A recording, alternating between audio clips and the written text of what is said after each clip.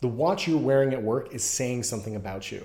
It's saying something to your boss, it's saying something to your peers, and it's saying something to the team you might manage.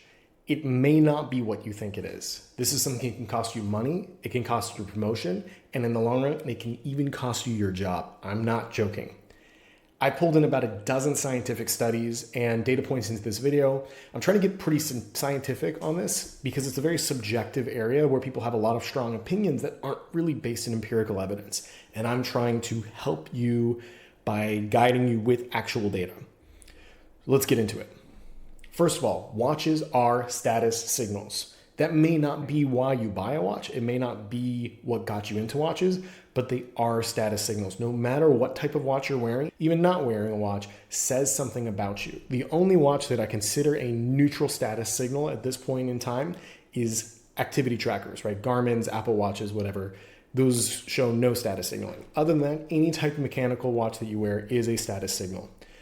Let's look at some data around status signaling. So first of all, there's a study where they took rhesus macaque monkeys and they gave them a choice between juice and looking at pictures of other male monkeys. Monkeys love juice, by the way.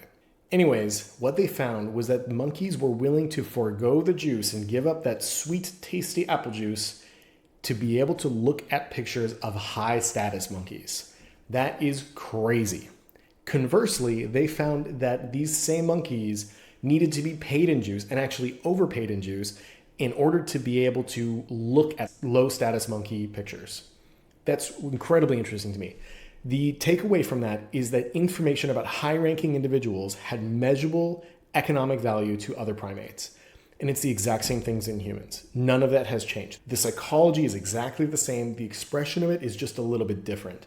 In that, if you're on social media, if you come across something that's from someone who is unknown to you, there needs to be some sort of treat in there for you. There needs to be cool information or something entertaining. Meanwhile, if there's a celebrity or someone who you really respect who pops up on your feed, you'll just watch a video of them doing whatever, just information about them. It's the exact same thing. Now we get into some really interesting signals. There's a paper that's actually called Rolexes at Work. And basically what they found was that a luxury watch can reinforce a positive image of professions where personal success is evidence of competence. And I know you're saying, oh, that's my profession, whatever profession I'm in. It's not. There's very specific professions that were called out here. Wealth management, law, medicine, architecture, design, all of those are areas where if you are wealthy, it is because you are good at your job. That is not necessarily the place in everything. If you are in politics, if you are in areas like software engineering, things like that, these are things that can have the opposite type of effect, especially client-facing situations. And they actually found there's something called a Gestalt switch, which basically, if you have a watch on that can have a negative effect, they found that it makes them interpret everything about you as wrong just because of that. And essentially what they're gathering is that they are paying for your lifestyle, right? They're paying for that nice car, they're paying for your nice clothing, your nice haircuts. Insurance is a pretty good example of an industry where this is the case. And they actually found that a majority of people in that world who wore luxury watches would take them off before client meetings.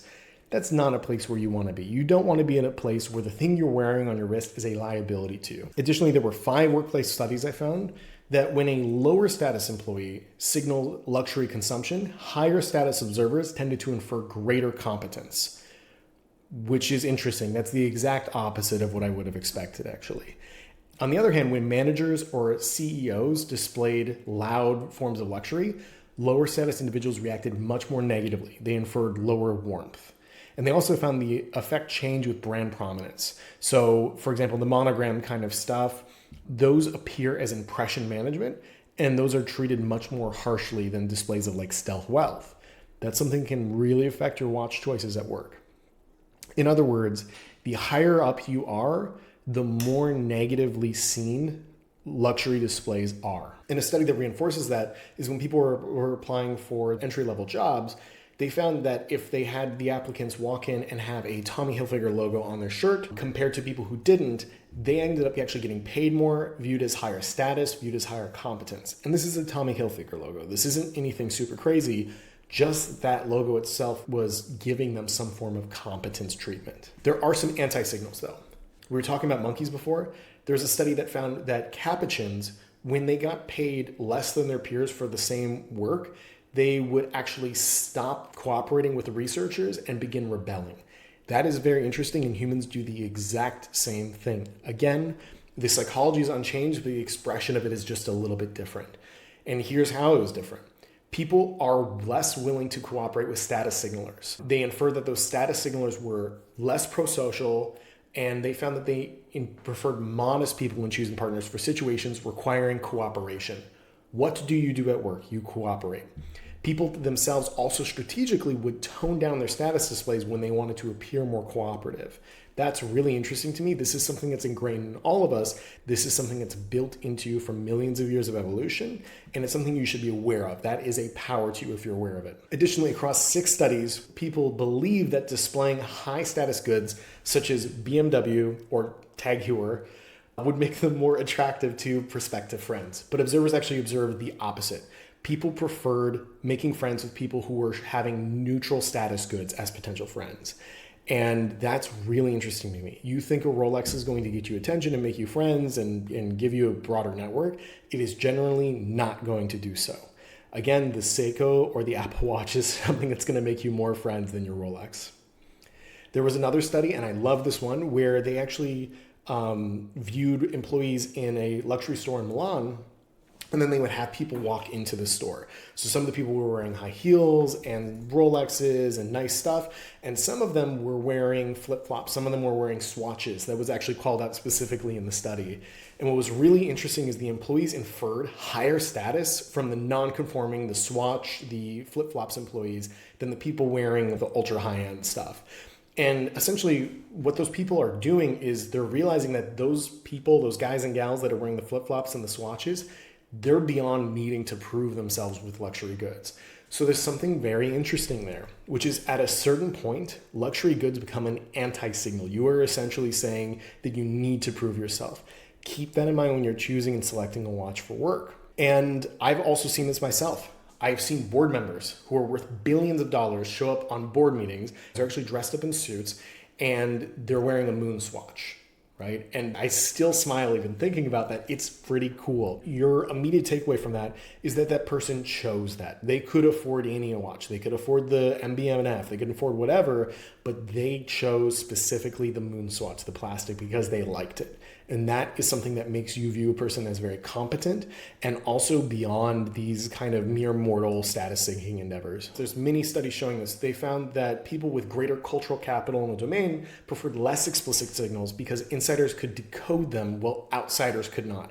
That is literally if you know kind of watches. That's white gold. That's those types of things. You want the JLC Moon Phase Masters, not the Rolex Submariner that's instantly recognizable. Now, I do want to talk a little bit about unusual watches because I personally love unusual watches, and you basically have to earn the right to break the rules, right? There was a study in 1958 that came up with something called idiosyncrasy credit theory.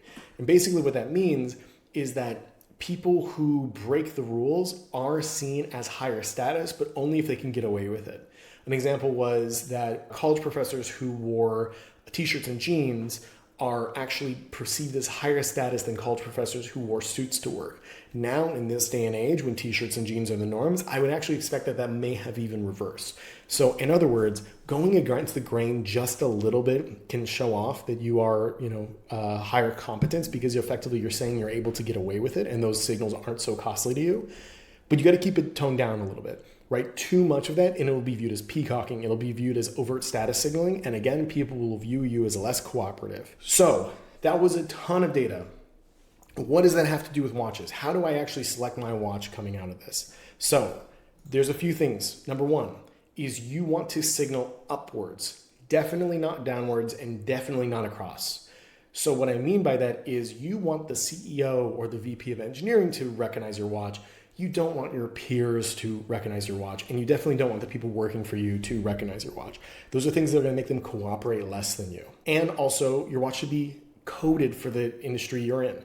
If you're in an engineering focused kind of world, I think this is where Speedmasters come into play and start to feel like really cool tool watches. If you're in a kind of a design world, then you definitely want the Octo Finissimo, but again, only if it's something that's within your actual budget. Also, your watch should be unnoticed by people who aren't watch people, right? Everyone says nobody cares what's on your wrist. That's really true. Most people have no idea what you're wearing, but they will recognize if you're wearing a Rolex. They will actually recognize if you're wearing a Cartier, especially if they're women, because Taylor Swift has gotten that so popular lately.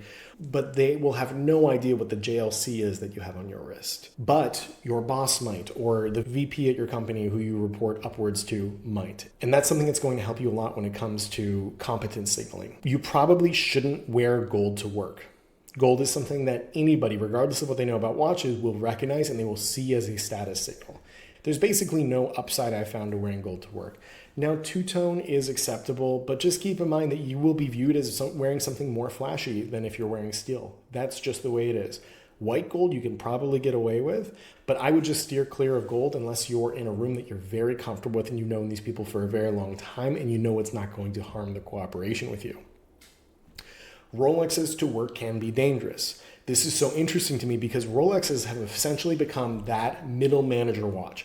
I have made it. I've crossed that $130K a year salary. I need to go get a Rolex. That's actually something that might not help you. Other managers who don't have those Rolexes might view you as more negatively. The employees who work under you will probably not like it either. And the people who work over you will see it as express status signaling. In general, it's not a bad watch to have. Rolexes are great watches, but just know that it's a double-edged sword and it can hurt you more than it can help you very often. Also, you should probably never talk about your watch at work unless prompted. Don't talk about the value of your watches. Most people don't know how much watches cost. If you go ask an average person how much a Rolex costs, they'll say, I don't know, $2,000 or $3,000. They won't think that a Submariner costs $10,000. And keep in mind that they view that $2,000 or $3,000 as status signaling. So what do you think they're going to do when they learn that it's $10,000? This is another thing that you don't want people Googling your watch. So don't talk about it at all. Let it be a quiet signal. Just because someone didn't bring it up to you doesn't mean that they don't recognize it. Next one is showcasing personality is great, but don't become that guy with the pink watch. In general, the watch shouldn't define you. You should define the watch. So here's a good rule of thumb, which is that if someone's describing you, they shouldn't say, oh yeah, it's that guy who wears the blank watch, the square watch, the crazy watch. It should just be something that's about you, right? And there's like pale pink colors that really work well into this, but stay away from the Pepto-Bismol pink, stay away from the crazy, weird Xeric watches that look like spaceships on your wrist, because then that will become more of your identity and then it controls you. 1 month's salary after taxes max. That is the max value I personally feel comfortable wearing in any environment. And that works across the board, right? If you're at 50K, this is the max value of your watch. If you're at 150K, here's the max value of your watch. This is something that if someone does go home and they do Google your watch and they saw a logo or something and they're going to try and look for it, which people do. Remember, fairness is important. We are just the monkeys. This is something that's not necessarily going to bite you in the butt. Meanwhile, if they find out that you were wearing a $30,000 watch and you're making $120,000 a year, it's not going to help you saying that your dad bought it for you as a gift. There is no benefit to wearing a watch that's beyond your scope to work. So I had a CMO that would have to hire kind of a lot of base level roles. And what he found was that people were coming into the office to interview in pajamas. Now, those people would tell you that they were just wearing what they liked and that they were wearing what they thought was comfy. Now, that person wearing pajamas to an interview knew that pajamas weren't the right thing to wear in an interview, and they wore it anyways. So we come down to the final rule. Wear what you like, but don't wear whatever you like. I think that it's important to only buy a watch that you actually want. Do not go on Reddit and say, what's the best watch? Because everyone's going to tell you to buy a Tudor Black Bay 58 or a Hydro Conquest from Longines just because they're spec monsters and good value. You should buy a watch that genuinely speaks to you, that actually makes your heart move a little bit. But don't just buy and wear to work whatever you want, because that's something that will hurt you. You are at work. You are trading your time for money. You should do it as efficiently as possible and as optimally as possible so that you can stop doing it as soon as possible. You want to retire. And your watch can be something that can help you very subtly in that, or immensely harm you if you're stupid about what you choose. So be very thoughtful.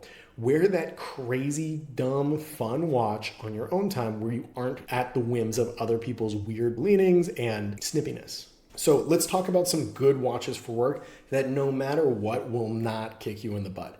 I think the ultimate is Grand Seiko. There is no point at which a Grand Seiko will stab you in the back. Nobody will think that you're ever being flashy. The downside to that is it's not a very exciting watch generally. They're very well executed though. This is something that you can always actually even get by if you're in a position where you don't want to status signal by just saying, oh, it's just a Seiko if you're asked. That's awesome. I think that a JLC for people who are, I'd say, in the middle manager or above area, this is something that can be wildly helpful for you. People who are watch people will recognize a moon phase master. They will recognize a reverso more than anything. But your standard person who doesn't know a watch brand beyond Rolex, Omega, and Cartier, they will never recognize this in a million years. And it still looks like a beautiful, very well thought out, tasteful watch. If you're in the engineering world, I think that a Speedmaster is an awesome watch. It is a bit of a dad watch, but if you're in an engineering focused kind of world, it has this engineering kind of vibe to it. It's something that people wouldn't know is a very high-end watch if they're not in the watch world, but they'd still see this kind of toolishness of it, and that's great. Another thing is microbrands. Microbrands always are good. If you buy a Yema, this is something that most watch people will never recognize. They probably will never hear of the brand. And if it looks good and it fits the bill, it just won't hurt you. So I'd recommend sticking with those where the brand cachet is not going to stab you in the back. So I know this was a huge video and we talked about a lot of stuff. I want to hear, what watch do you wear to work? Does it follow these rules? Do you disagree with these rules? Put it in the comments. And also, if you think I'm doing a good job making this content, please like and subscribe. I'll only make good videos that come into your feed, and I want to hear more from you. Thanks a lot. Adios.